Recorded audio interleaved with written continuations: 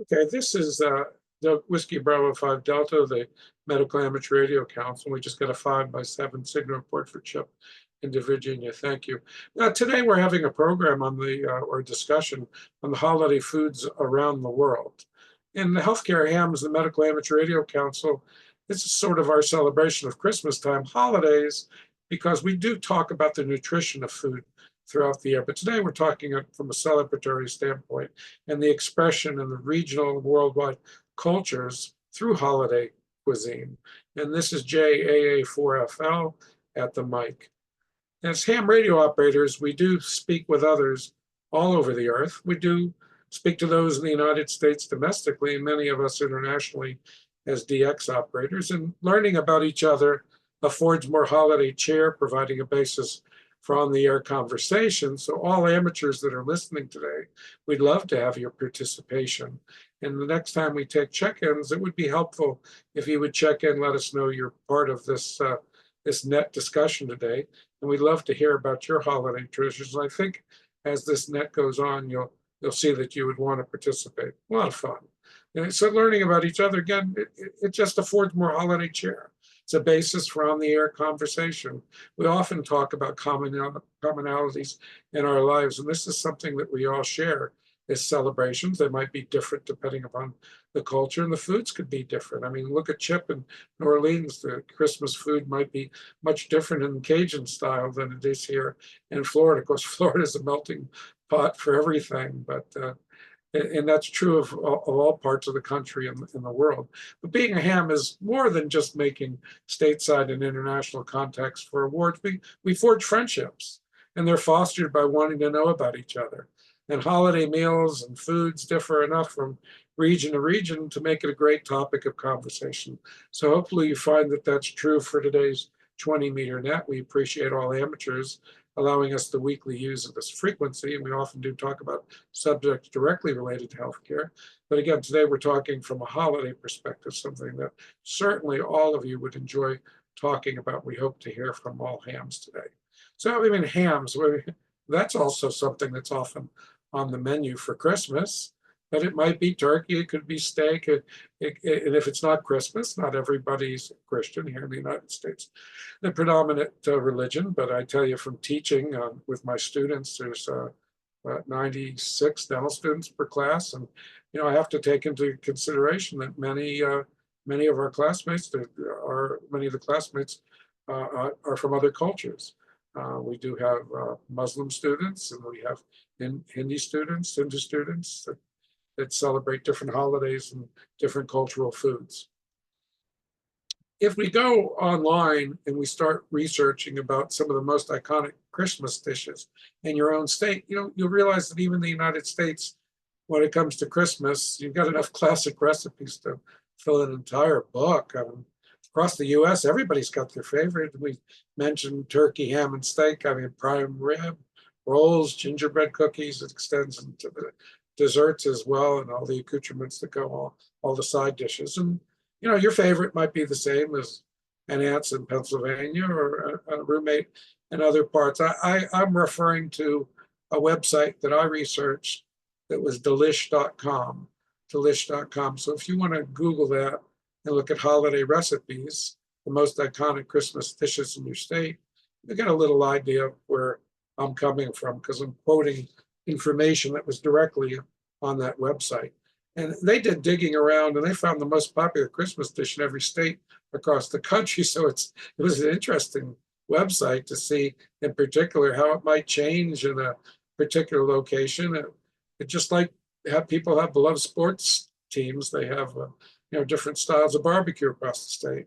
And there's different ways to put toppings on hot dogs. And the same thing for Christmas dishes. They love absolutely the most. And we're going to hear from our members here and our guests here, other individuals that have checked in or haven't checked in yet and want to participate, about what you prefer for a Christmas classic. I mean, it doesn't have to be the main dish. It might be green bean casseroles. I mean, here in the South, casseroles are very popular. I imagine they are in other parts of the country as well. It could be mashed potatoes. It could be holiday roasts. And what about Hawaii? That's a state. I mean, do we have pigs and cabbage. What about Alaska? I mean, are crab legs considered to be a Christmas delicacy? And, what about parts of the state that are very beef orientated? Certainly cast iron skillets in other states. And what if you're in a state with a large Italian American root? I mean, do you have a feast of seven fishes? If you're Catholic, there's all types of foods and all different ways we express our holidays. So in that light, I'd like to put out three questions for our participants here on the net today. And let's go ahead and make a list of who would like to make comments on these three topics. One would be, what's your favorite Christmas time holiday meal? The items on that Christmas meal. And are they recipes that are passed down within your family? And if so, who and how many generations? And if so, assuming that some of those early generations came from other parts of the world, do those recipes emanate from what area? So I'm going to put this out for a list right now. And I'll go ahead and take your call for a list, either from 20 meters or from Zoom. Let's start from 20 meters. Make your call to Whiskey Bravo 5 Delta to be part of this discussion.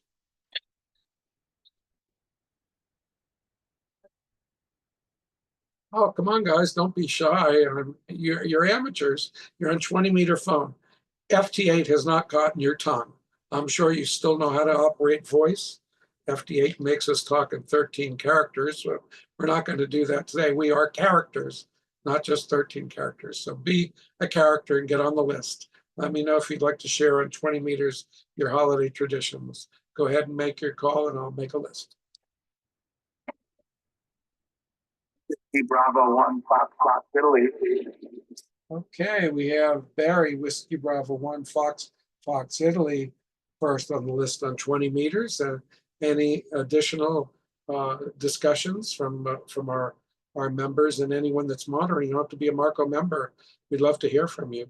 Make your call to Whiskey Bravo 5 Delta.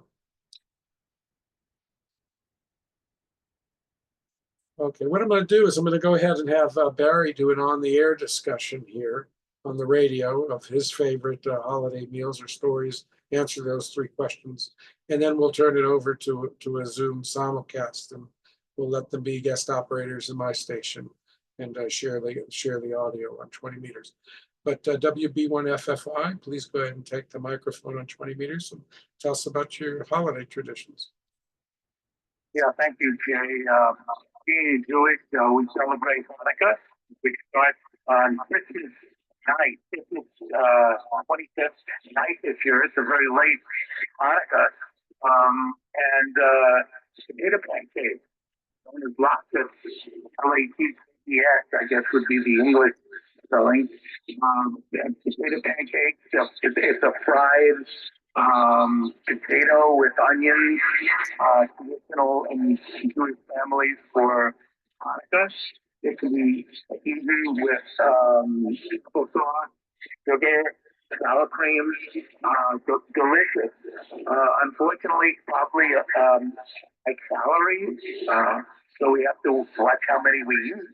But very enjoyable seasonal food, and is available.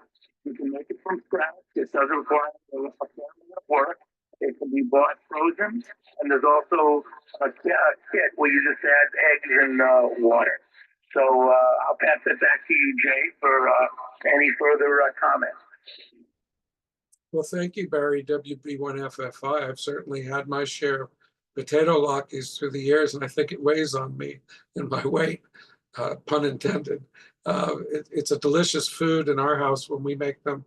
We make them fresh from scratch. Much different if you buy a box mix. So hopefully you have a friend that likes to make them and you get a chance to enjoy them. Our house, it's a split preference for toppings. I'm a sour cream kind of guy, which you can probably tell from looking at my waistline. And my wife's more the applesauce type of person. We do have some more discussion on Hanukkah and the Jewish traditions, but we're going to be covering traditions from all over the world here today.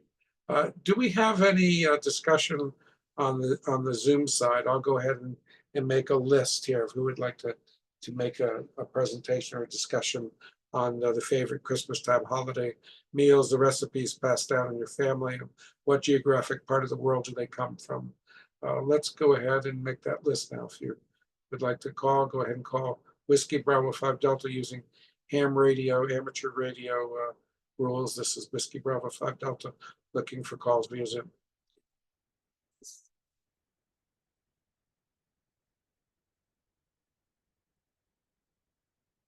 Well, I'm not seeing anyone else having that discussion today. I'll be more than happy to move on to the next part of the net. But in our discussion, I was hoping to hear some individual family traditions, because although I do want to know about food and culture all over the world, so when I talk to amateurs, I can ask them what they're having for their holiday meal. I have a personal connection to members of Marco and those interested in Marco. Any chance anybody else would like to make some comments? Make your call to Whiskey Bravo 5 Delta through Zoom. WJB. We're going to have WJ8B on that list. We'll be hearing from Andy momentarily. Are there any other individuals coming in through the Zoom audio that would like to participate, amateurs as guests in my station here? Make your call to Whiskey Bravo 5 Delta. Okay, I'm going to turn the microphone over then to WJ8B, Andy in the Columbus, Ohio area. Go ahead, Andy.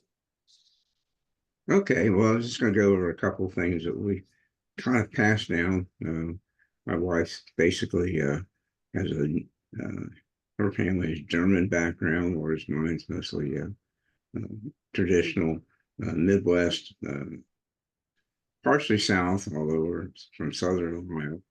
So there's some of those traditions went on. So some of the things I'll just share with things that my mother always made at the holidays.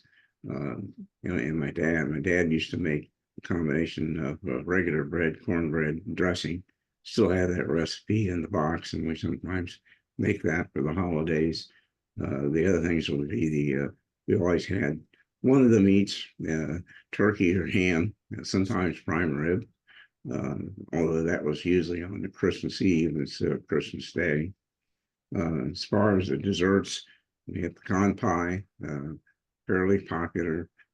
We also had lemon meringue pie at times as well. But those are the things that kind of stick out, if you remember, because of the people who prepared them, and as well as being pretty common on those Christmas holidays. And we still utilize them. So back to you, Jay from WJB. Yeah, this is the Medical Amateur Radio Council, Whiskey Bravo 5 Delta. Thank you, Andy. Thank you for sharing.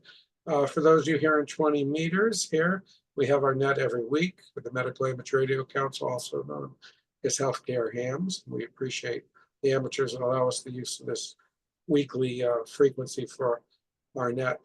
And again, we do usually talk about medical health care related topics, but we're not exclusive to that. Here we're having a fun discussion about holiday seasonal foods through Christmas particularly. So I did go, this is AA4FL at the mic. I did go to a holiday Christmas party. My department or division of prosthodontics at the University of Florida, there's very few of us that are actually here from the United States. There are only 3 of us from the US, and everybody else was from other countries. And we had everybody bring their favorite holiday foods, and they differed. I mean, we had ceviche. We had from Panama certain foods that were made as well. We had Egypt. Someone brought something that was a dessert that wasn't that dissimilar to it was phyllo dough, dissimilar to baklava, but much different than baklava, because we had somebody from Greece that was also present.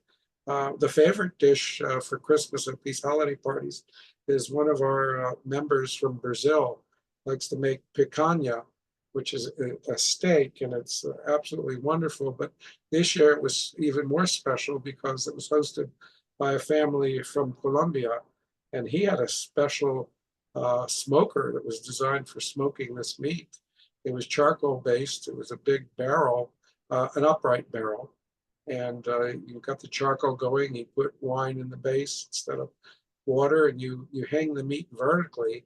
I guess you get that cut of meat at the butcher, sort of triangular in shape with a good amount of fat on the outside, and they salt it very heavily. this particular smoker, which was much different tasting than last year's, that was just in a charcoal, in a gas grill.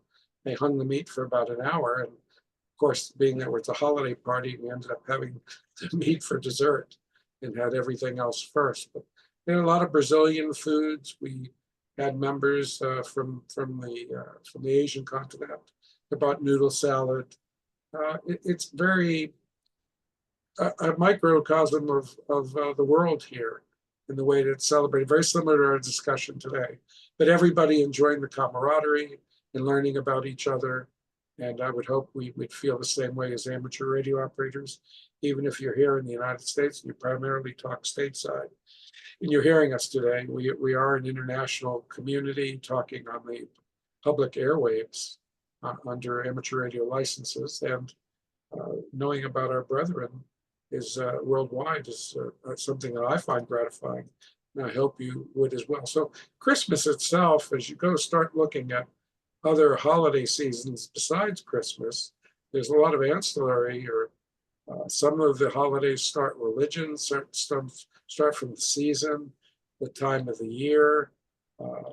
There's a lot of holidays between Thanksgiving and beyond. St. Nicholas Day, it depends what part of Europe you're in terms of Christmas. It's very heavily influenced.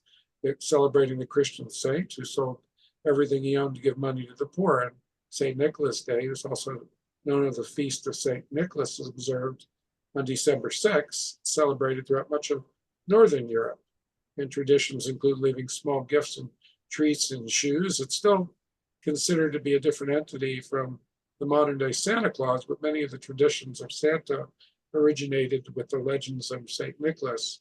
So one can see how different cultures infuse the others and how holidays expand to the cultural phenomenon and not just a religious phenomenon.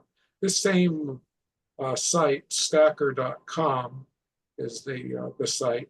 And if you Google 20 celebration holidays beside Christmas, you'll get some of this background information. And here in the United States and our African American community and those that originated in other parts of the world often support Kwanzaa. That's celebrated.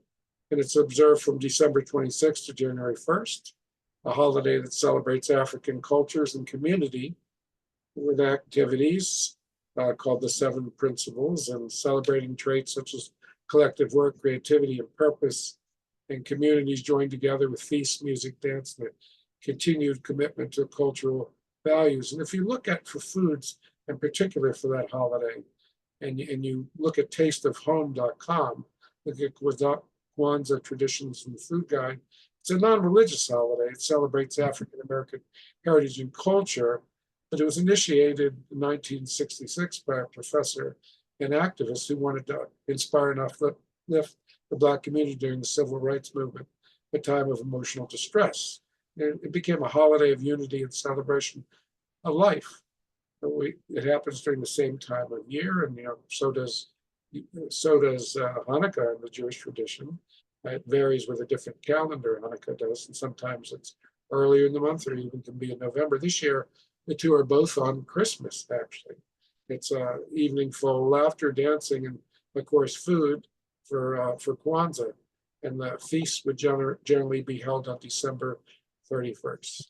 I mean, personally, for me, I like Festivus, which came from TV show Seinfeld. The Festivus, the holiday for the rest of us, which has its own cultural. So the point I'm trying to make is that culture and the cross-cultural infusion occurs, and that is true on the radio operators that you're talking to.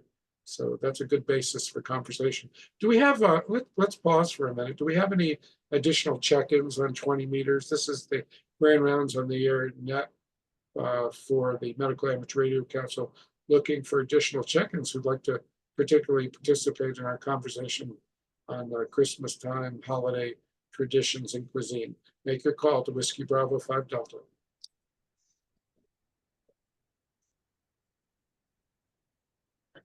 Jay. Okay, we have some additional comments coming in on the Zoom side. Go ahead, N5RTF. Yeah, report from New Orleans. my family was basically Yankee, so we had the traditional turkey and dressing. But when we got to New Orleans, Terry and I discovered that there was a tradition called Réveillon.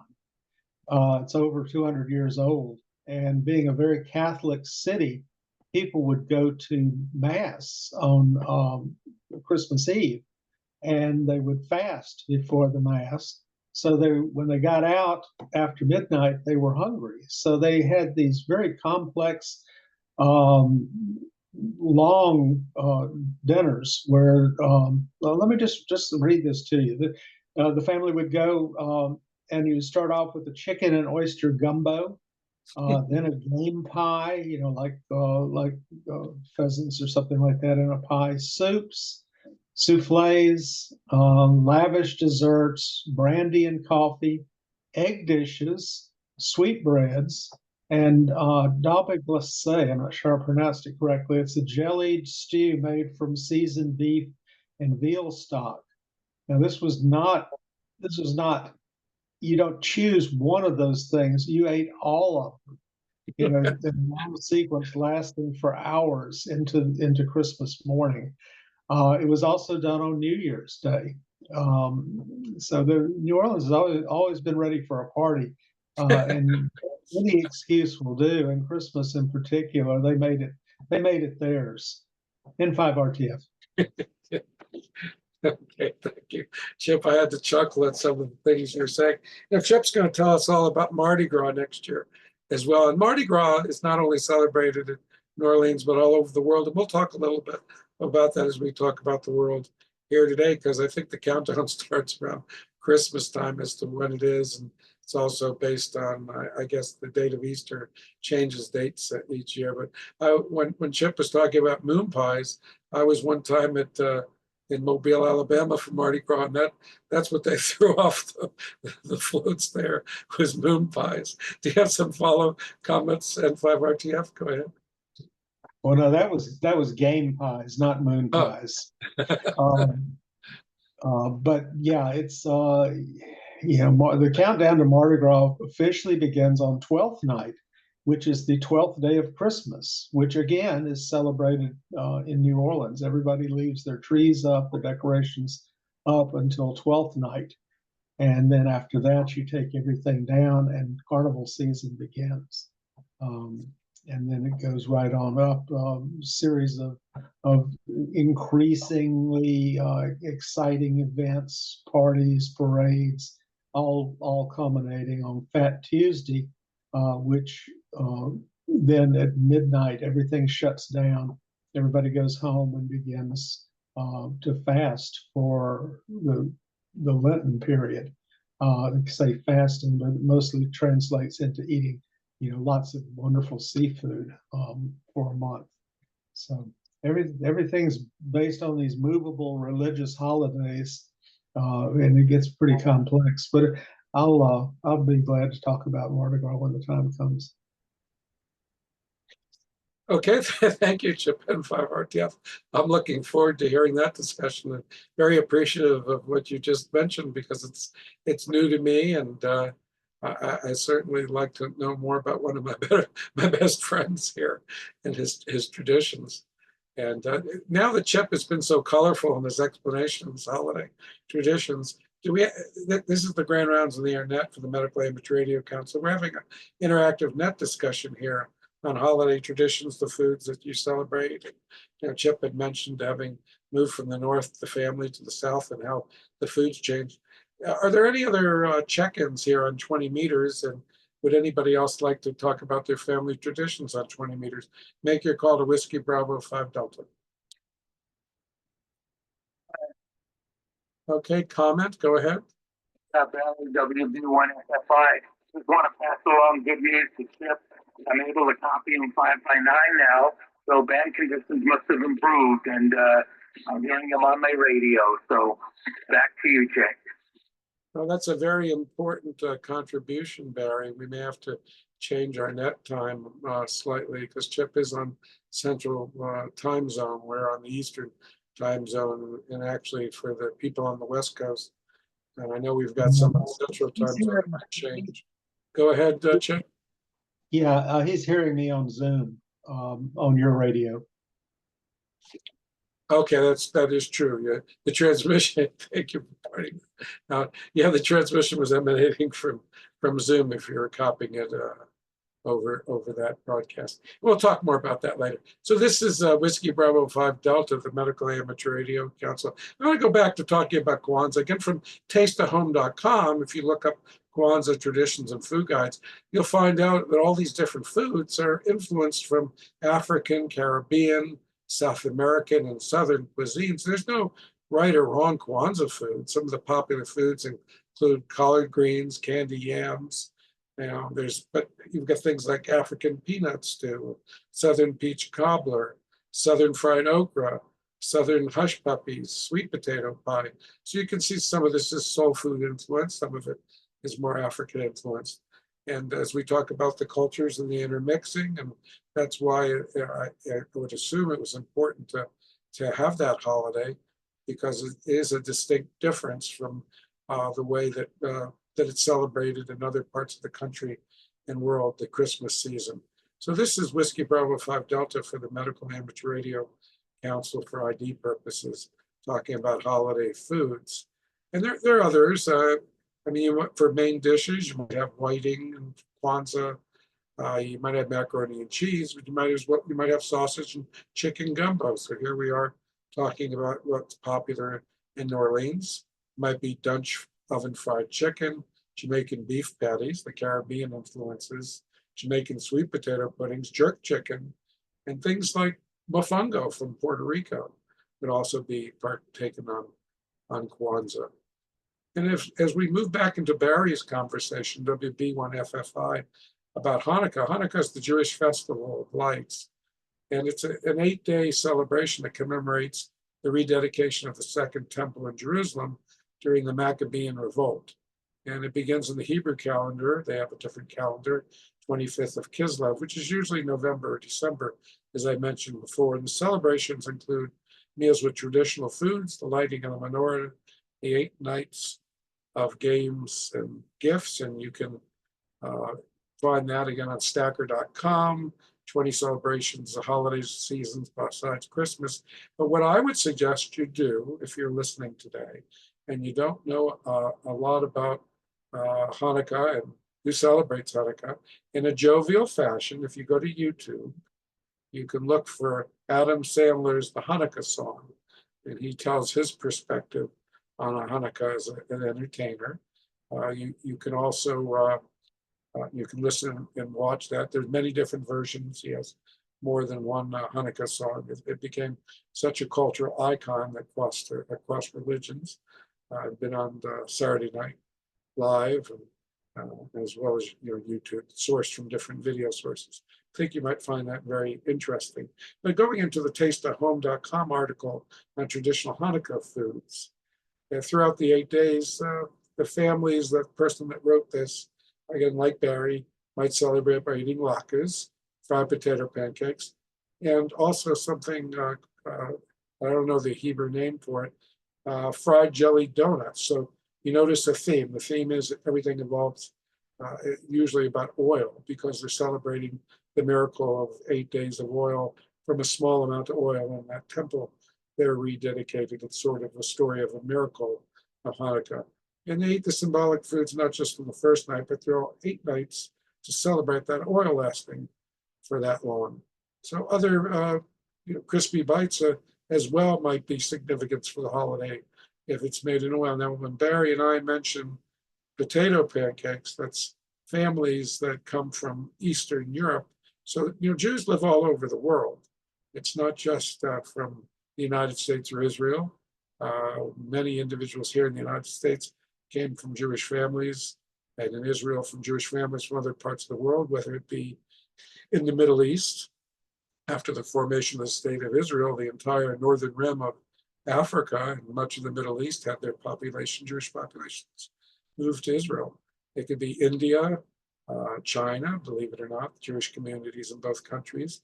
Ethiopia, there's Black Jews, native Black Jews to Ethiopia. We have our Americans, Jews as well, as Adam Sandler will mention to you. Turkey, from the country of Turkey. as well as Eastern and Western Europe. So the holidays are based on a Hebrew calendar. It's a lunar semi-solar one. That's why November and December dates are different. But also the foods that you eat are based upon where your family came from or where you grew up. So it's not so simple.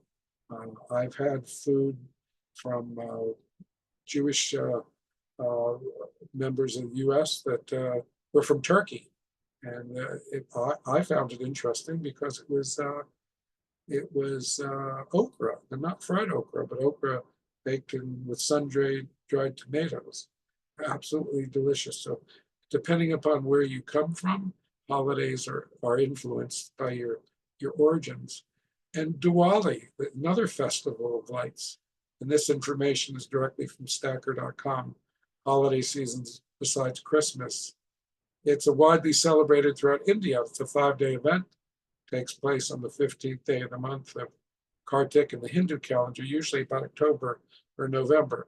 So they celebrate light clay lamps to represent the destruction of anything negative in one's life and celebrate a particular goddess who's purported to bring good wealth and good fortune. So that's another festival of lights. And this marks the beginning of the new year. And the Hindu New Year, it celebrates the triumph of light over darkness. So our foods often have also that input from the reasons from holidays or the reasons from cultures. In this particular case, hope over despair, knowledge over ignorance, celebrated with food, fireworks, and ceremonies of hope, love, joy, and peace. And the celebrations can vary from region to region also in India. If you know how big the country India is, and the cuisine differs throughout the country. I mean, you have areas of India where people are vegetarians and others where they do partake in a non-vegetarian diet. And food's always an important element of festivities, but the commonality is sweets. And you don't have to worry. I mean, sweets are very specific.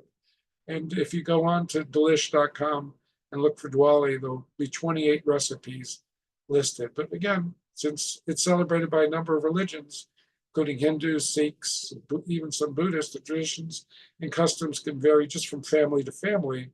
There's almost always a focus on the enjoying of sweets.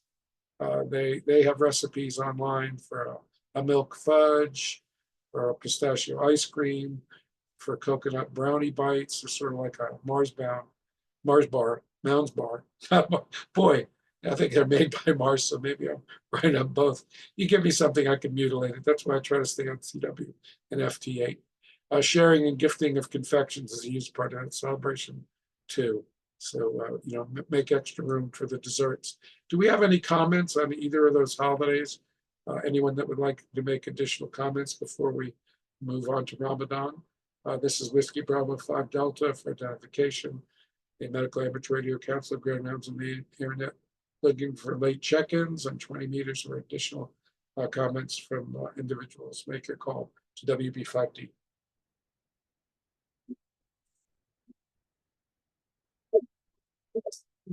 Nothing else heard at this time. But Ramadan is a holy month of fasting. This is just based on history.com's page on Ramadan, celebrated during the month during which Muhammad received the initial revelations of the Quran, the holy book of Muslims. Fasting is one of the 5 fundamental principles of Islam. So every day during Ramadan, Muslims do not eat or drink from dawn to sunset. They also supported to avoid impure thoughts and bad behavior. So as we talk about holidays now, we're looking at a contrast where we're talking about the partaking of food to the avoidance of food. And of course, Muslims do break their daily fast by sharing meals with family and friends. And at the end of Ramadan, celebrate with a 3-day festival known as Eid al-Fitr, one of Islam's major holidays. Now, Ramadan always falls on the 9th month of the 12-month Islamic calendar. In 2024, that was on March 10th, following the moon sighting. So it's lunar based. And you can get listen to the full details of the holiday on history.com. I think you'll find it very interesting. I encourage you to listen. From islamicfinder.org, the date here in Chicago, it gives the date today where their center is in their calendar. So it goes by the movement of the moon. The beginning of each month is marked by observation of a new moon seen for the first time. And visibility, obviously, the new moon depends on various factors, such as weather, where you're located. Islamic calendar thus is only an estimate of future Islamic events. So the date can even change on short notice for when it's celebrated.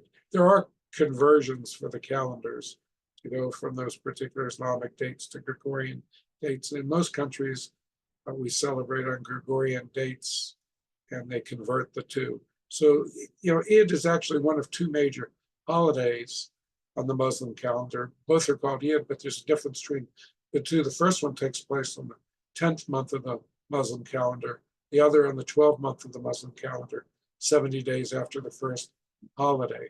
And if you look at womensday.com for food recipes for Eid, you'll find some of the actual dishes that are partaked in. But apart from the timings on the calendar, their major difference is between the two holidays. Since Eid al-Fitr takes place after the fasting Ramadan, its culture gained the moniker the sugar feast, the festival of sweets, because of the sweet treats enjoyed on this holiday. But in contrast, the one that's after 7 days after Eid al-Adha, which is after, takes place after, you can use that to refer to after, both start with A, takes place after the pilgrimage, the Hajj pilgrimage, and it's known as the sacrifice feast. The holiday meals have a stronger focus on meat and savory foods, and a tradition for consuming sweets on Eid al-Fitr likely started with early Muslims in Medina, Saudi Arabia, using cooking available the ingredients such as dates and honey. So you'll find a lot of desserts that are centered around those. And the sugar content of both foods is a great energy boost after a month of fasting, but as Islam spread to more geographic regions, each culture used its available ingredients and culinary know-how for their celebrations, and you have a myriad of dishes today, which you can look up if you would like to inquire on the Women's Day website.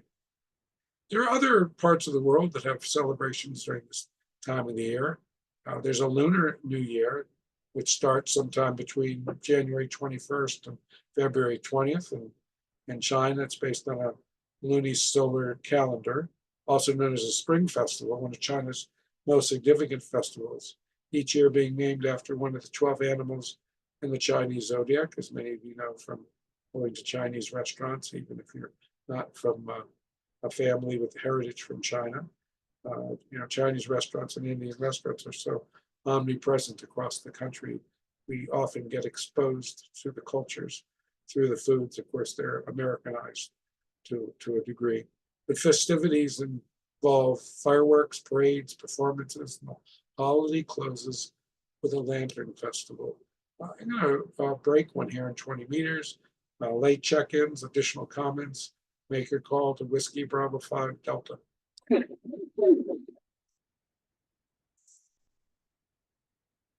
Okay, no additional comments at this time. We're going to talk a little bit more. We have a few more celebrations to discuss before we bring the net to a close.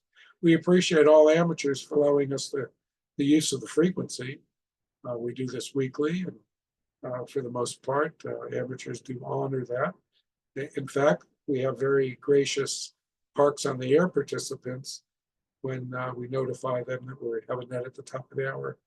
They go ahead and clear the frequency for us. And that's very much appreciated. The Lunar New Year have certain dishes that are eaten during that Chinese New Year, but it's for the symbolic meaning. And it's lucky food during the 16-day festival, especially on the New Year dinner and New Year's Eve, which brings good luck for the coming year. So auspicious symbolism is based on the pronunciations or appearance.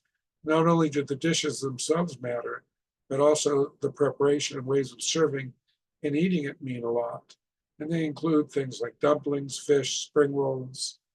And if you go to chinahighlights.com, look for Chinese New Year foods, you'll see a list of 12 of the essential Chinese or Lunar New Year dishes. And it explains the symbolism behind them all. But the 7 lucky foods to eat during the Chinese New Year, fish is supposed to increase your prosperity, and dumplings are attributed to wealth, as well as spring rolls. Sweet rice balls are family togetherness, and good fortune fruit, fullness and wealth. There's a glutinous rice cake called mianjo. I don't know if I'm pronouncing it correctly, but a higher income or a higher position, and longevity noodles, which is happiness and longevity. And that idea of noodles is also present in the Japanese New Year, or Omasaka, like the Western version of New Year's Eve, celebrated on December 31st, one of the most important holidays in Japanese culture, second only to January 1st, or the Japanese New Year's Day. And celebrating Omasoka, it's celebrating the close of the old year and ushering in the new year. There's parties intended to help forget about the past year. One writes cards to friends and family and sends gifts. And many families make rice cakes for the celebration. Homes are decorated with a sacred Shinto straw rope. So here we have some other religious components to celebrations from other parts of the world. So what happens and how is it celebrated? If you go to the website whysojapan.com and look at how Omasaka is celebrated, an hour before midnight, friends and family come together, have one last meal in the old year, usually a dish made with noodles.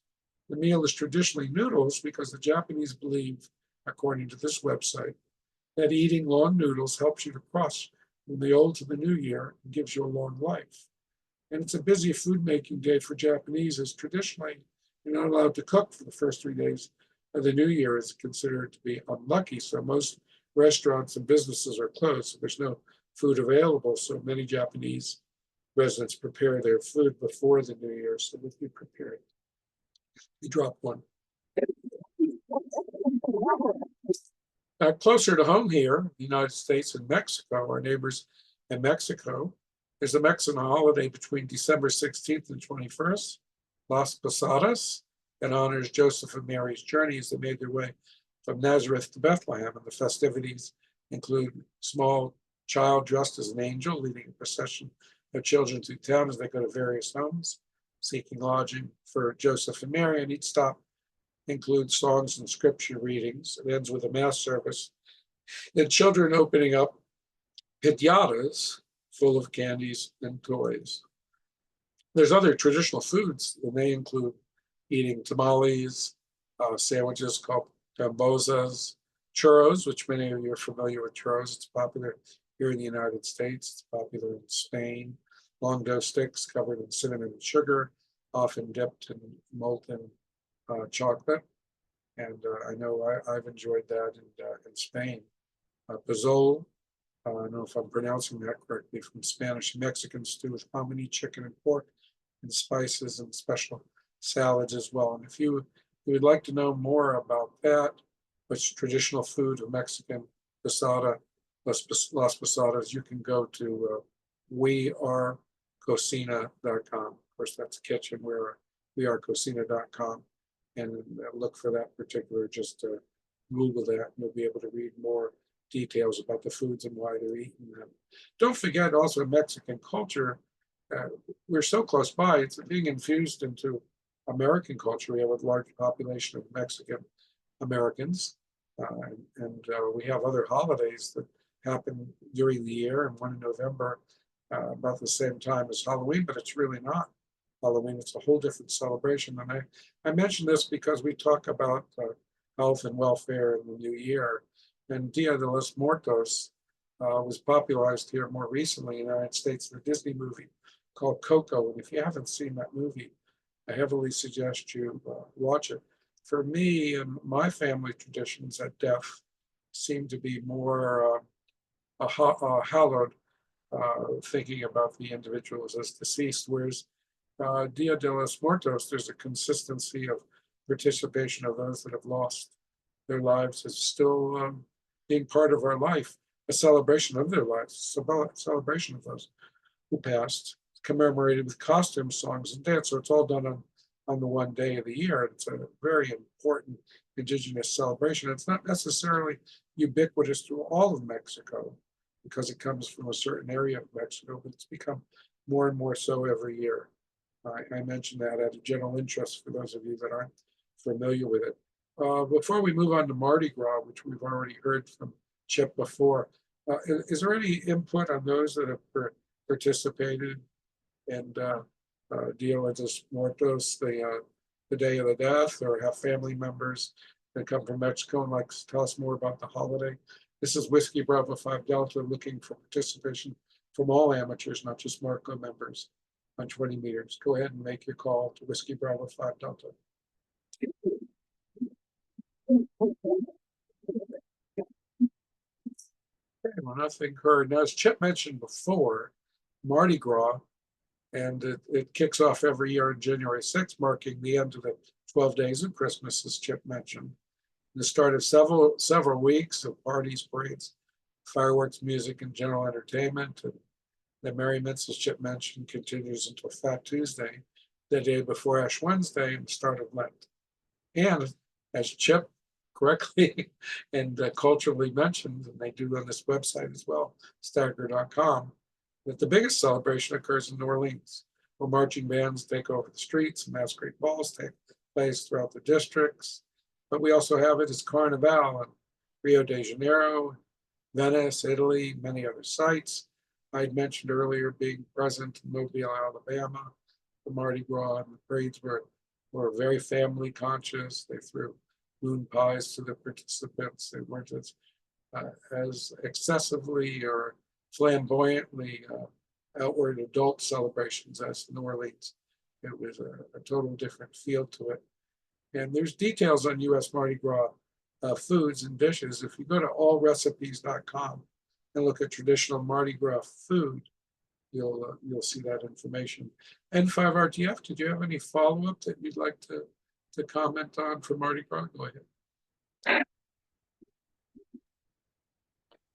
Well, the geography is going to affect carnival observance. Why don't they have carnival in San Francisco? Well, the floats weigh 20,000 pounds and they have no brakes. So you basically got to have long stretches of streets with no slope at all. And there are very few places in the country that can meet that requirement, and truly very few places in the world. So, I mean, you can celebrate it, but you can't have parades. That's a great discussion. Chip just mentioned that they could technically, theoretically, have Mardi Gras celebrations in San Francisco, but the biggest problem in San Francisco would be that you have hills, and actually, Chip, you also have Lombard Street. Can you imagine the 20,000 float going down Lombard Street, the most curved street in the country? You'd have a double trouble there. It couldn't make the curves. It couldn't stop at the bottom of the hill. That wouldn't be comical. That would be deadly. Thank you for the comments there, Chip. Because I've never been to New Orleans for Mardi Gras. I know Chip's encouraged me to come visit, so I'm sure at some point in my life I'll make it a priority to get to New Orleans during the season. And Chip will make for any of our members here, we'll recommend the best different celebrations to come for in parades. He has a wealth of knowledge on that. Feel free to email him at any time and ask him if you're interested in coming to New Orleans. We also have other holidays, things like, I think we're coming near the end of our discussion here. We turn the frequency back over for general amateur use. We do appreciate all amateurs allowing us the use of the frequency.